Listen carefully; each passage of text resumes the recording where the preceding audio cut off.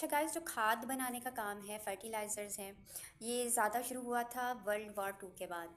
तो उसके बाद कमर्शियली उन्होंने बनाना शुरू किया कि भई ज़मीन की जो ज़रख़ेज़ी है वो इतनी ज़्यादा नहीं है, हमारी यील्ड जो प्रोडक्शन है ज़्यादा फल नहीं देता। अच्छा, मेरे घर में एक दफ़ा लेमन का प्लांट था। जो फर्स्ट टाइम उस पे फल लगा था वो कुछ लेमन्स थे। प्लांट उतने का उतना ही है, थोड़ा सा बड़ा हुआ है, लेकिन उस पे नेक्स्ट टाइम जो फल लगा था वो बहुत ज़्यादा लेमन्स लग गए थे। तो यही यील्ड होती है कि कितनी प्रोडक्शन है, कितना फल लगा है पर एरिया। तो एरिया उतना ही था, लेकिन उसको फल उसकी जो ब्रांचेस थे उस पर बहुत ज़्यादा लग गया था। तो ये होती है यील्ड। तो यील्ड बढ़ गई। अच्छा, हम फर्टिलाइज़र डालते हैं कि अच्छा नाइट्रोजन की ज़रूरत है। अगर पत्ते पीले हो रहे हैं तो इसका मतलब है कि उसकी नाइट्रोजन डेफिशिएंसी है, फिर हमें यूरिया डालनी पड़ती है। उस टाइम ज़्यादातर ग्रोइंग स्टेज पे जब वो बड़ा होता है प्लांट तो हम यूरिया डालते हैं। इसके अलावा जब सीड्स हम बोते हैं तो उस टाइम उसको डीएपी डालते हैं, डायमोनियम फॉस्फेट की फॉस्फोरस उस टाइम चाहिए होते हैं ताकि उसकी जड़ें जो रूट्स होती हैं वो मजबूत हों प्लांट की। और पोटेशियम, क्योंकि हम एनपीके का वर्ड यूज़ करते हैं तो पोटेशियम के वो तब ज़रूरी होता है जब फ्रूट्स के लिए ना फ्रूट अच्छा लगता है, फ्रूट को बीमारी उस प्लांट को नहीं लगती, बीमारियों से बचाता है। और फल फल की ग्रोथ अच्छी होती है, उसका साइज़ बड़ा होता है, उसका जायका भी अच्छा होता है। तो ये तीन चीज़ें मेजर इंपॉर्टेंट हैं।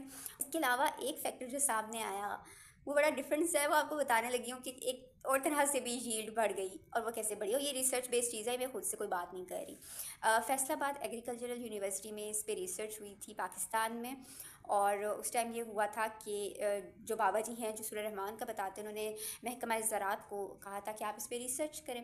तो उन्होंने रिसर्च की और जब सीड्स पे उनको बोने से पहले सूरह रहमान सुनाई गई उन सीड्स को, उन बीजों को, और उसके बाद उनको बोया गया तो उससे भी जो पैदावार थी वो बहुत ज़्यादा हो गई। उसमें इतनी बरकत हो गई कि वो बहुत ज़्यादा हो गई।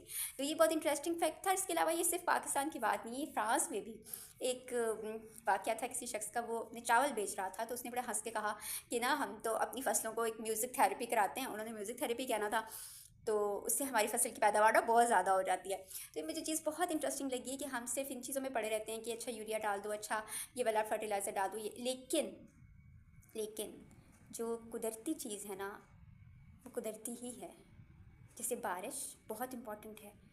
और जब बारिश नहीं होनी, आपके अल्लाह को पता है कि कब किस मौसम में ये फसल होगी, तो इस टाइम बारिशें नहीं होती, उस टाइम हो जाएं तो वो नुकसान हो जाता है। और किस टाइम बारिशें होने से फसलें अच्छी होती हैं। तो आपके गॉड ने, आपके अल्लाह ने ये सारा सिस्टम डिसाइड किया हुआ है। और उसके कलाम में इतनी बरकत है। वो तो कह रहा है ना, फ़बी अय्यी आला रब्बिकुमा तुकज़्ज़िबान, तो मेरी कौन कौन सी नेमतों को झुटलाओगे।